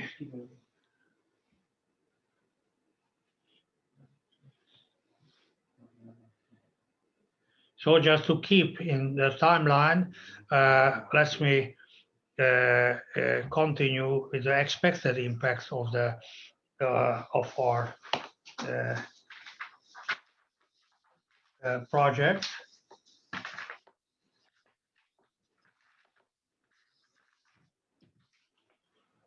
So first of all, we think that this project will keep us a kind of world leader position in the innovative chemical microgravity technology, which will be certainly a novel branch of the space industry. We do have the vision, you see, that chemical and pharmaceutical corporations, after a while, when they will realize that they do have limited opportunities to solve chemical synthesizability and formulation problems here in the Earth, they will turn simply to the space where the opportunities are much larger. And we preparing for this future, which is certainly not immediate. We do believe that we need a next decade for that, but certainly it will be a common sense solution, like using computers in chemical synthesis, which was also a big novelty 30 years ago. We also do believe that there will be new possibilities in a variety of commercial and research areas for benefiting the life science, both space and both in the Earth. And it will be a key steps towards the microgravity space factory for the future. This microgravity space chemical factories will be necessary for the longer time space traveling, due to the simple fact that most of the APIs, the active pharmaceutical components of the drugs, which you can store here 5 years due to the gravitation, are being decomposed under microgravity within 1 year in the space. The planned pharmaceutical production experience is novel and unique steps towards the space industry, also in the close future. And we do believe that the importance of this new field will be much more visible, and which will be much highly more accepted by the key governance institutes who are governing today the financial support to research in space industry, like the NASA, the ESA, and also the JAXA. I would mention that the JAXA is pioneering at this moment to support space chemistry, given the fact that our 2 ISS experiments were financed. and supported by the JAXA indirectly, and we are preparing the third one. We do believe that the outcome will contribute to the involvement of other industries into the space sector and also in the Earth. Besides the pharma industry, there is already some interest from the key agrochemical and also from the key cosmetics industries, both for R&D and for the manufacturing processes. Besides the open further collaboration opportunities with the Thales Nano and Space Pharma in the long term, we do believe that a successful project and its validation of the Space Rider will generate further opportunities for collaborations and projects with the ESA and also with the JAXA and the NASA. And finally, I would like to thanks for your attention. I'm ready for questions. Thank you very much, Professor. I think we should discuss whether you would like to share your presentation with us. So maybe we can send your presentation in email to the participants because we couldn't see, or they couldn't see the beginning of the presentation. So let's discuss that later. But from now on, let's move on to the next presenter, Dr. Levente Dudás, Assistant Professor at the Budapest University of Technology and Economics.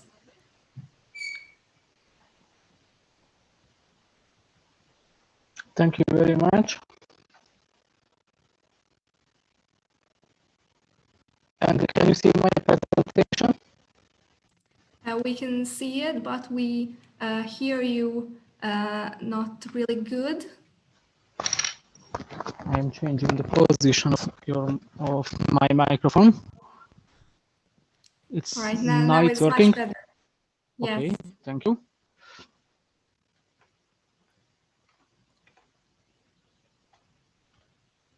So thank you very much for this possibility to introduce you our university. My name is Levente Dudás. I'm a senior lecturer at this department, Broadband Info Communications and Electromagnetic Theory in the Faculty of Electrical Engineering and Informatics.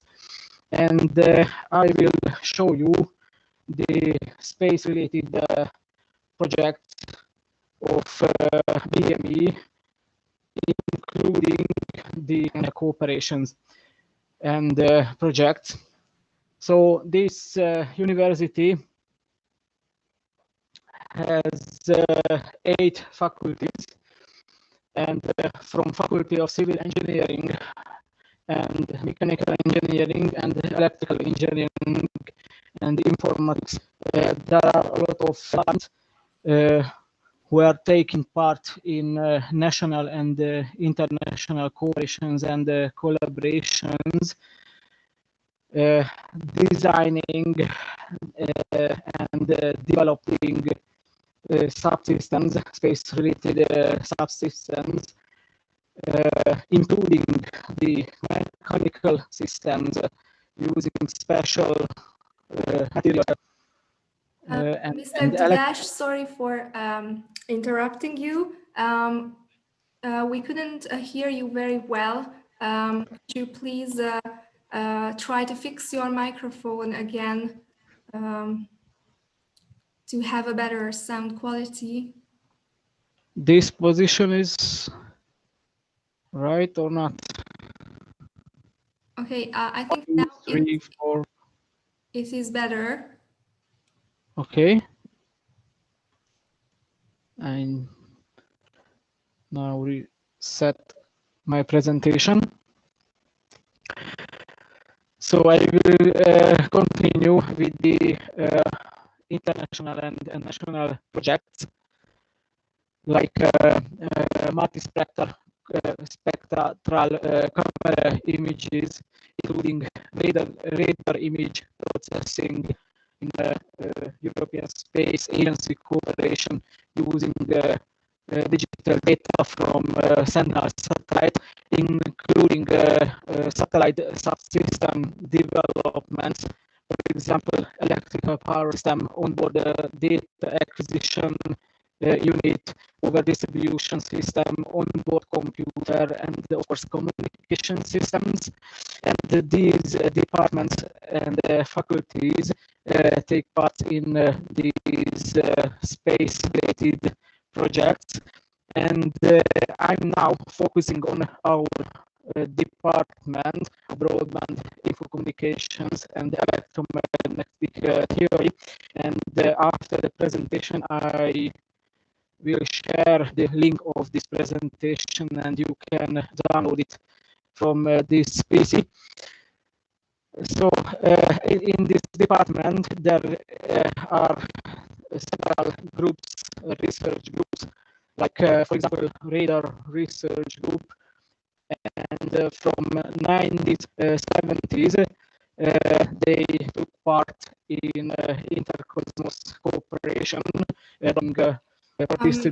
Dudas, I'm sorry to correct you again, but we still couldn't hear you very well. I don't know if that's a problem in your sound system or in your connection, but I suggest you to maybe restart your connection, and we can move on with the next presenter. Is it working now or not?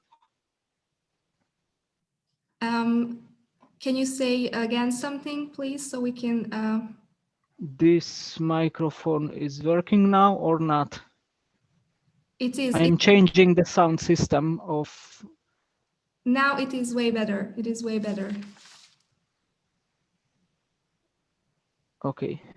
I'm selected another microphone, but I have only one. So this will be a software problem. But fortunately, this is not a fail-tolerant and space-qualified software in this PC on this computer. So the radar research group developed some subsystems, for example, in the intercosmos cooperations, including power supply units, data acquisition and handling units, and of course telemetry transmitters. And of course they developed amateur satellite subsystems using these international cooperations from phase 3A to phase 3E type amateur satellites, radio amateur satellites.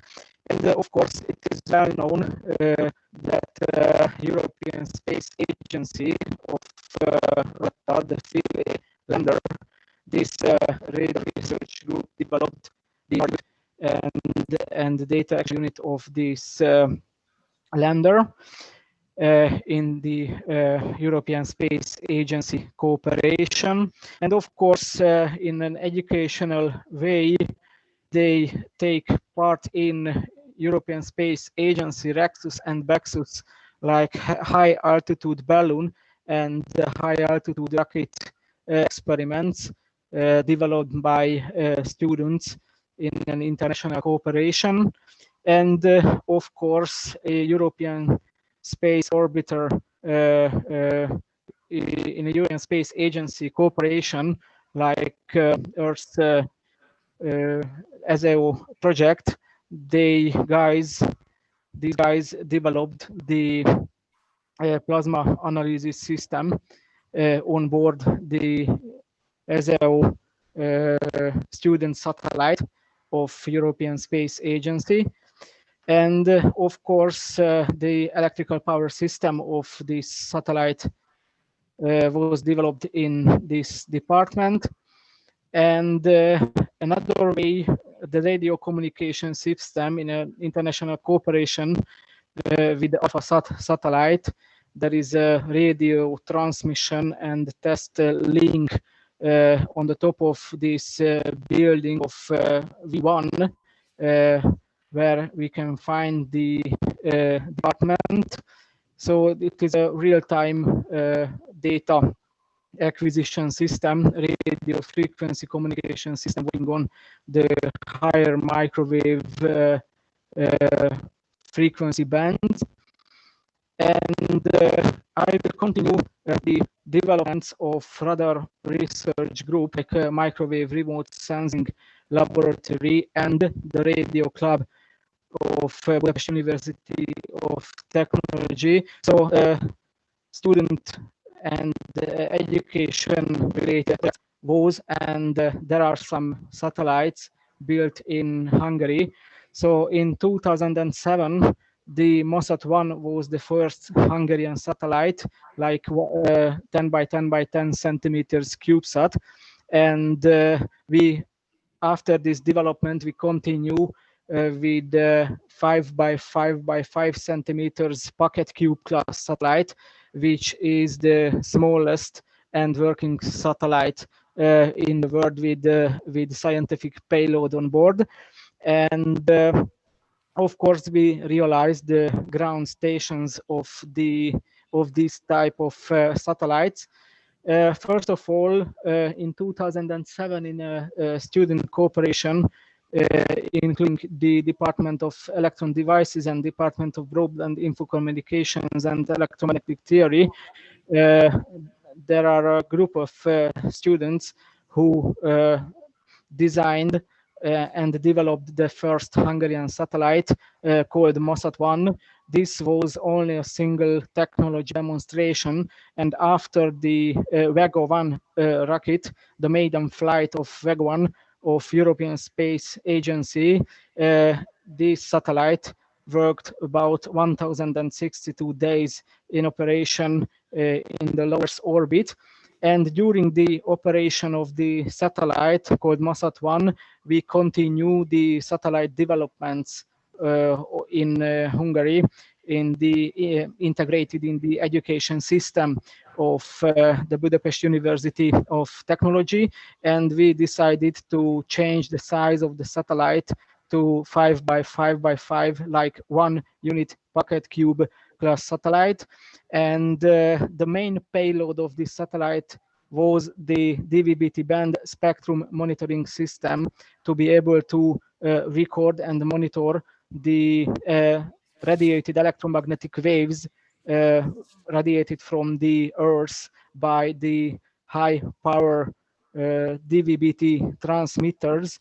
And the secondary payload was the total ionizing dose measurement system to be able to forecast the onboard electronics lifetime of the satellite. And of course, a special hysteresis material application will be on board SMOG-1, maybe in the 20s of this month, launched by Soyuz 2 rocket from Baikonur, to be able to decrease the orbit lifetime of this 1 PQ class satellite. So we designed and developed the first and the smallest satellite, working satellite in the world. And of course, the 2 times higher one, called ATL-1, contains a special thermal insulation material scientific payload on board. And SMOG-P and ATL-1 was launched from integrated in Glasgow in 2019, and launched from in a cooperation with Alba Orbital company, and launched from Mahia Island from New Zealand in a cooperation with Rocket Lab company. And after the launch, these satellites were in the right order during the orbit, and we controlled this type of satellite and received these signals with our ground stations designed for the 1 unit and 1 Pocket Cube or 2 Pocket Cube units of UHF band satellite operation, not only the control, but the signal reception telemetry data reception from the satellite. And I can show a single spectral image from SMOC-P and ATL1. You can see the signal levels caused by mainly the DVB-T transmitters between the 460 megahertz up to the 700 megahertz, and including the 5G mobile phone system signal and the GSM band, lower GSM band mobile phone system signal over Europe, and of course over Arctic region. There is no signal radiated from the Earth because there is no digital TV watcher, so there is no DVB-T transmitters, and we can draw the public DVB-T band electromagnetic pollution map over the Earth. So you can find it in this publication. And of course, SMOC-P and ATL1 as MOSAT1 before is decayed or were decayed after 298 days of operation in case of SMOC-P, and more than 300 days of operation of ATL1, and we are waiting for the SMOG-1. This launch will be this month, the 20th of this month, from Kourou with Soyuz 2 rocket in an international cooperation with UNISAT 7 team, Italian CubeSat or amateur satellite development teams. And now we are planning to continue the satellite developments in Hungary, integrated into the education system of BME, like the 2PQ class 5x5 by 3PQ class 5x5 by 15 centimeters type of SMOG-2 named satellite, containing not only the electrical power system, the onboard computer, and of course the telemetry, telecom, and the communication subsystems, but several payloads, the increased range of spectrum analyzer on board, active magnetic-based stabilization, attitude determination, and control system. It will continue. It will contain the RealDAS system in a cooperation with the European Space Agency, including the higher data rate S-band, the QPSK downlink, and of course the total ionizing dose measurement system to be able to forecast the lifetime of the satellite. And you can see these type of slides on the ground station web page, and you can write to me a single email. And thank you for your attention, because my 15 minutes is over, and I will write the link of this presentation into the chat. Thank you. Thank you very much, Dr. Dudas. Before we go to our last presenter, Professor Pinyi Gurliff at the Technion University, is going to share his presentations and ideas what Technion University does. I have to say that I apologize for the inconveniences, but I have to say that no matter how much we prepare in advance and how much we test the word of online webinars, it's just like that from time to time we always bump into some obstacles that I am happy that we could overcome this last one. So the floor is to you, Mr. Gurliff. Hi, can you hear me? Yes. And see the presentation as well? Yes. Okay. So I'll present briefly the activities of the Technion, Israel's Institute of Technology in the area of space R&D through the perspective of the Asher Space Research Institute, which is the main hub for space research, both in Technion and in Israel in general. The Usher Institute is an interdisciplinary institute. Essentially, it comprises all the fields of science, space science, ranging from basic sciences all the way through engineering, satellite design, education, and outreach. So this institute has been established in 1984 and has been dealing with advanced space R&D ever since. We essentially collaborate with numerous partners worldwide and in Israel. Excuse me. We work with the French Space Agency, with the German space agencies. We are funded through the Horizon 2020 program. We also collaborate with Israeli industries and of course the Israeli Space Agency. The satellite roadmap of the Usher Institute is essentially designed to test new technologies in the realm of space R&D. In '98, Israel's first microsatellite was launched, and it was fully developed at Technion by Technion students in collaboration with the Israeli industries. Next Saturday, on March 20th, on the same launch that my colleague mentioned before, on the Soyuz Fregat launch, we will launch Israel's first formation flying mission that will comprise three 6U CubeSats. The mission is called Adelie Samson, and I'll talk about it a little bit later. But essentially, it's a fully autonomous formation flight mission developed at the Usher Institute with the help of support coming from the Israeli Space Agency and the Adelie Foundation.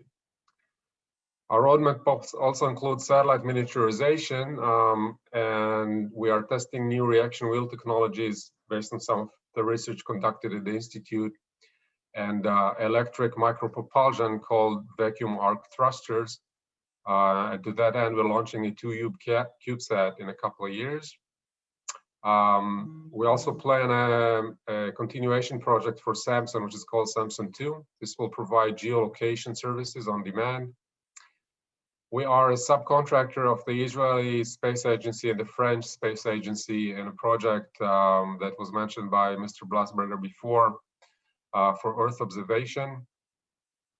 And our most ambitious project is to develop and launch a segmented optics telescope, which will essentially be comprised of a segmented mirror, enabling to deploy the mirror and achieve very high imaging resolution.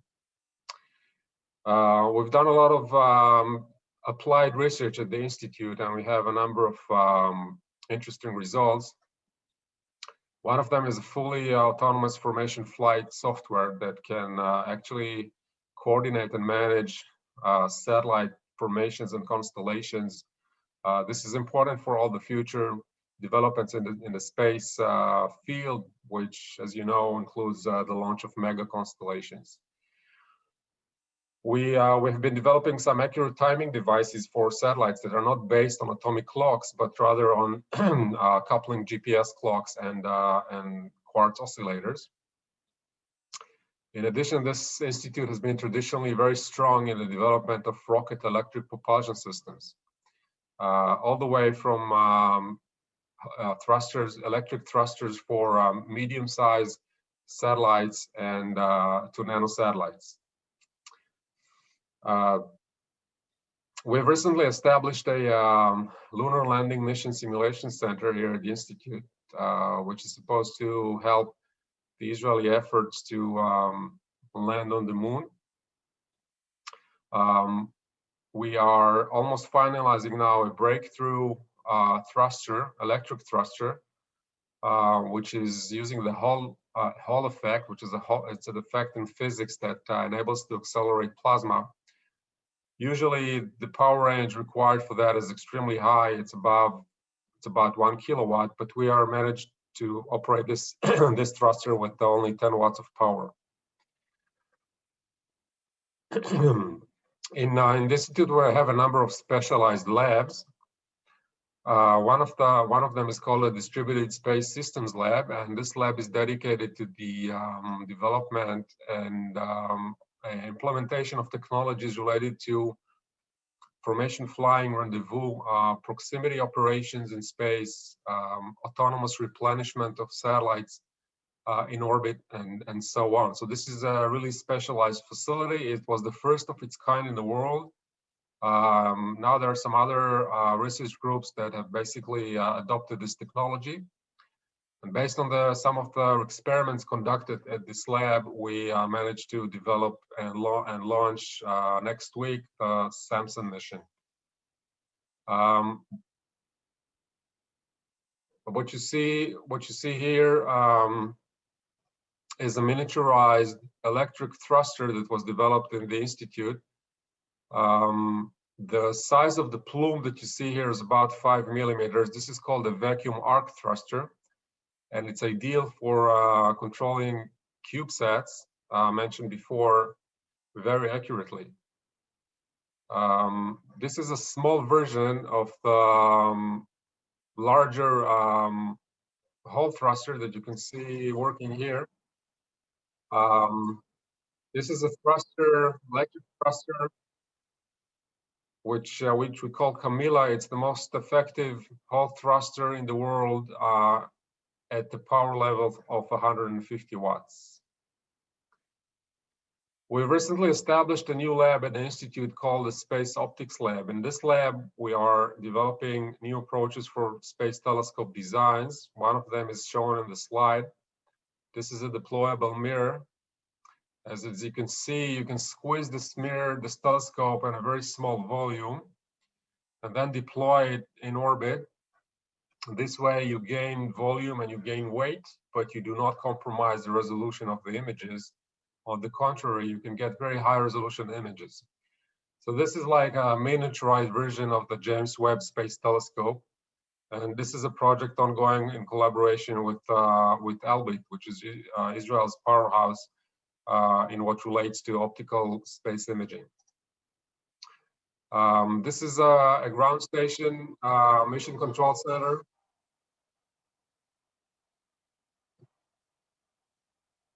That we recently built here in the Institute to control the mission, the Samson mission. As I mentioned, it will be launched next Saturday.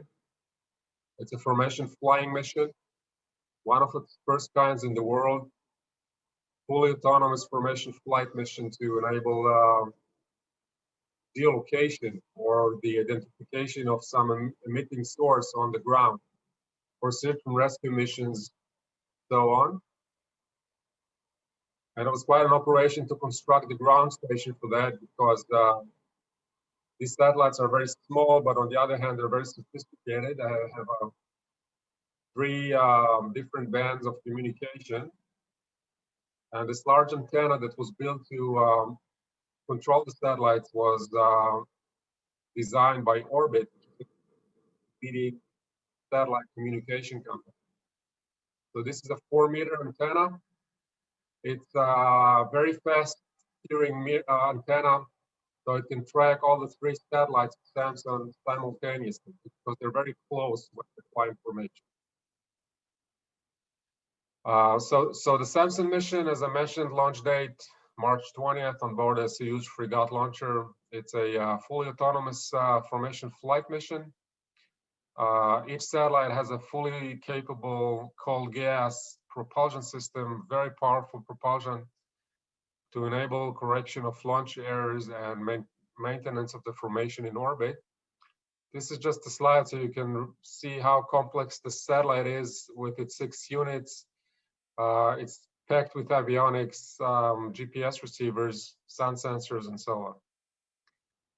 So hopefully, if everything goes well, it will be launched next Saturday. This is just a short clip showing the antenna deployment experiment that we conducted for the satellite to make sure that the antennas are deployed correctly in orbit and there are no mishaps during the operation of the satellite. And on the right-hand side, these are the 3 Samson satellites, formation flying satellites, ready for shipment. And that's it. If you have any questions, I'll be happy to entertain them via email and share the presentation as a PDF file. Thank you very much, Mr. Gurfil, for your presentation. Now everyone who was on the agenda managed to present their presentations. So now we have only one thing left, which is the concluding remarks. I don't want to take more of your time because we are already are over of the time that we had for this joint workshop by the Israeli and Hungarian space actors. I would like to thank our speakers and distinguished guests for their presentations and the opening remarks. And of course, I would like to thank our audience who were here, asked some questions, raised some issues, and joined us together to hear all of these very interesting and informative presentations. I think we have a good picture now where those two country sectors are at the moment and what's coming up next. So thank you very much again for the Ministry of Foreign Affairs and Trade of Hungary and the Embassy of the State of Israel for making this occasion, this workshop happen. I would like to wish all of you a great day and thank you very much again for being here with us today. Bye.